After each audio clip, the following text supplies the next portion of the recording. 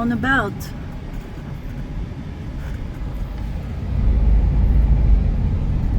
Exit the roundabout onto Highway 2. Highway daw to nila guys. In 300 meters at the roundabout, take the first exit and stay on Highway 2. First exit daw.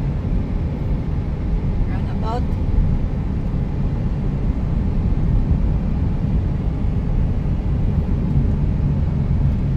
Gamay na lang atong gas guys sa laag. Grabe. Exit daw. So, I need to exit right? Dire?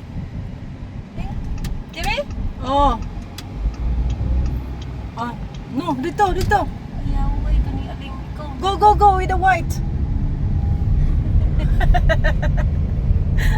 Ano yung magsunod ito? Nakuha ang magsiguro ito.